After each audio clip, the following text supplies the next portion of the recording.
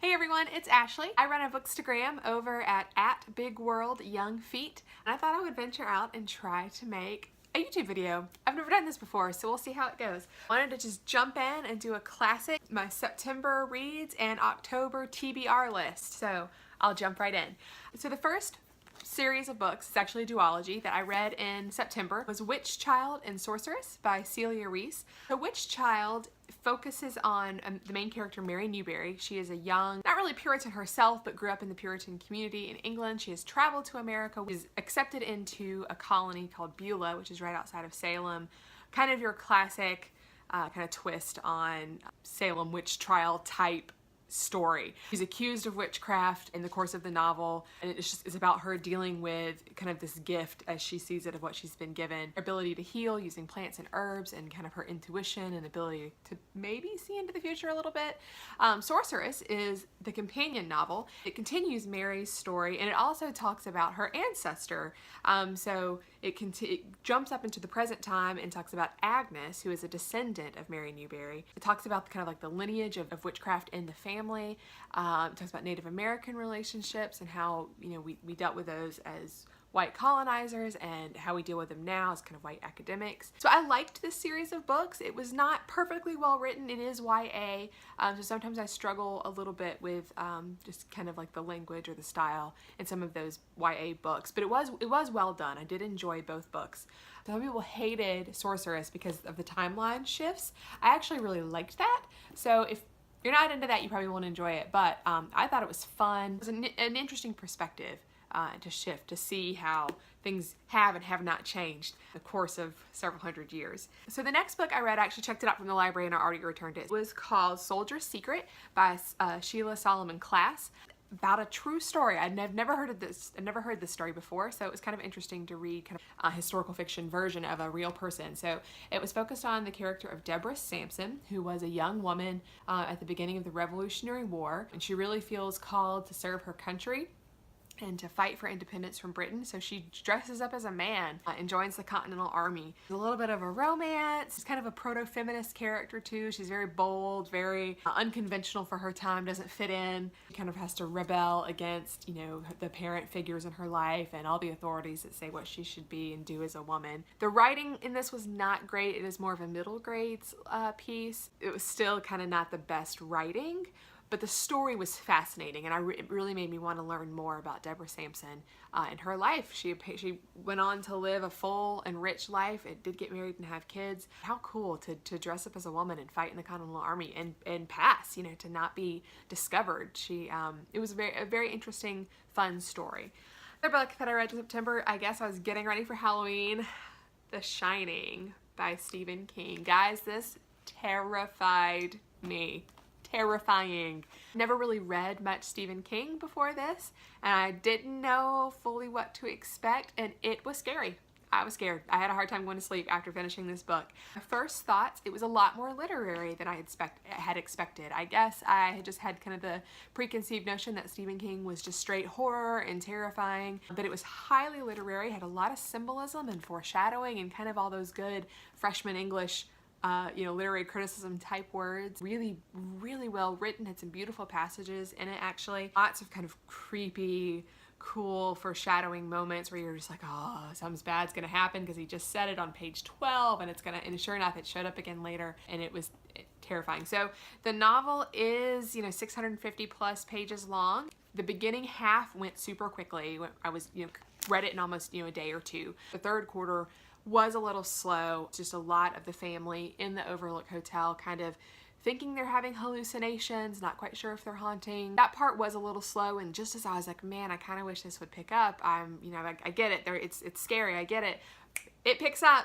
I tell you, it picks up fast, and it is terrifying. The last quarter of the book, wow, I read it all in one sitting, and my feet and hands were sweaty, and I was scared out of my mind reading this book. So good job, Stephen King. You are as scary as people have told me that you are. I've heard Carrie is really good, so I kind of want to pick that one up too. Another book that I read, I just finished this one yesterday, is called Death by Meeting, Patrick Lencioni. So this is a leadership business type book. Heard about it from my instructor. I took a project management course a couple of weeks ago, and he recommended this book.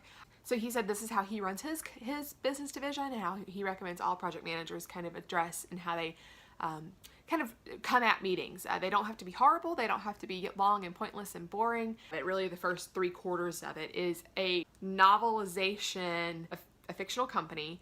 The CEO of the company, Casey, has just been bought out by a larger company, and one of the executives from the larger company comes in and observes one of his staff meetings and is not impressed because it's kind of a standard staff meeting, really boring and long-winded and not really getting much done. So the executive, he said, "I'm not impressed. Your job's on the line." So Casey ends up hiring a friend of the family to be his assistant, and this guy, he apparently studied film in college and psychology, so I got the feeling like Patrick Lencioni just created this character to be what we all wish we had in our company, someone who's kind of like a savant and a genius and can see things that no one else can. I wish we could always make those hires. But anyway, Will, who's the assistant, comes in and, "I know how to fix your company, Casey," and he revolutionizes the way they do meetings. And the last quarter is just like the nuts and bolts of how to do meetings. He recommends that you have different types of meetings for different objectives. So he recommends that you have a daily stand-up. That's 5 minutes, no one even sits down. It's just a quick status report of what you're doing that day. So he recommends having weekly tactical meetings, which are slightly longer but still short and to the point, just where each staff member would address what they've done, where they're going, and then all the leadership team would review statistics and measurables and how you're meeting your goals for the company. And then where all the real stuff happens, where the sausage gets made, would be happening in your monthly or ad hoc strategic meetings. These are much longer, and this is where you're actually solving problems and getting work done.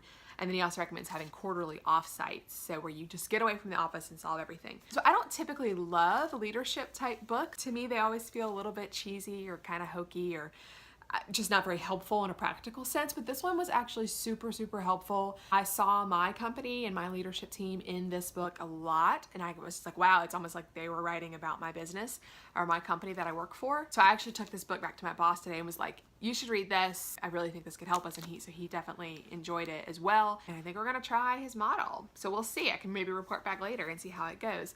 But if you're in a business where meetings kind of ruin your day and they're not really helpful, then I would recommend this. So what we're gonna get into in October, what I'm gonna read. What I am reading currently is The Little White Horse by Elizabeth Goudge. This has been recommended repeatedly by Bookish Princess. I'm only about 50 pages in right now, and it's really cute. I'm not letting myself know too much about the plot of this book yet. I'm enjoying being surprised, so I can't really tell you what it's about. I really like the opening on page 1, like the very first page of the book. There's this sentence: "Humanity can be roughly divided into 3 sorts of people: those who find comfort in literature, those who find comfort in personal adornment, and those who find comfort in food." I'm probably all 3, just gonna be real. I just like that's on your first page, so it has gotten better from there. It's just a really, really cute book. I'm excited to see where it goes. I'm enjoying this one a lot. Another book that I'm kind of currently reading, I just read a few pages every day, is Favorite Poems by Henry Wadsworth Longfellow. I just got back from Boston. Of course, the Longfellow house is in Cambridge, right outside of Boston, so I visited that and picked up a couple of books of his poetry. Of course, I'd studied them in classes, but I hadn't really read any since. I'm really enjoying going back and rereading some Longfellow and just really kind of getting into his poetry a little bit every day. I am traveling to St. Louis next week, so I am gonna try to read Meet Me in St. Louis this week.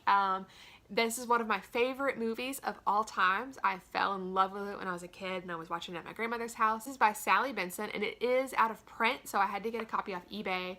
But the copies aren't terribly expensive, so it wasn't too bad. But this is definitely an older copy. I wish they would kind of reprint it. This is basically what the movie was based off on, and I'm really excited to read this and see how it is. Another thing that I'm gonna try to read in October, I just picked this up yesterday at my favorite bookstore. It's called Planet Walker by John Francis, PhD. This is nonfiction. It is kind of a biography. I'm just gonna read a little bit of the back. So in 1971, an oil spill in San Francisco Bay changed John Francis's life forever. Helping to clean up wasn't enough. He sought a way to contribute to the health of our planet in a personal way.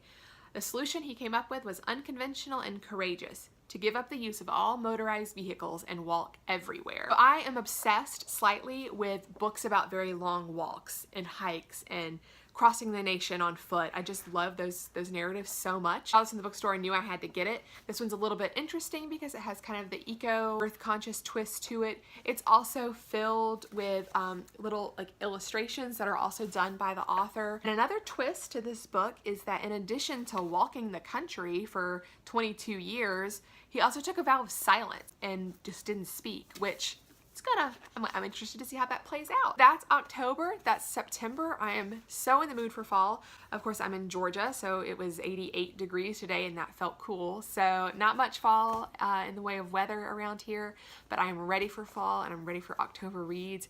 And I hope everyone is having a good time. I can't wait to see what you guys are planning to read for October. Hope you have a great day. Bye.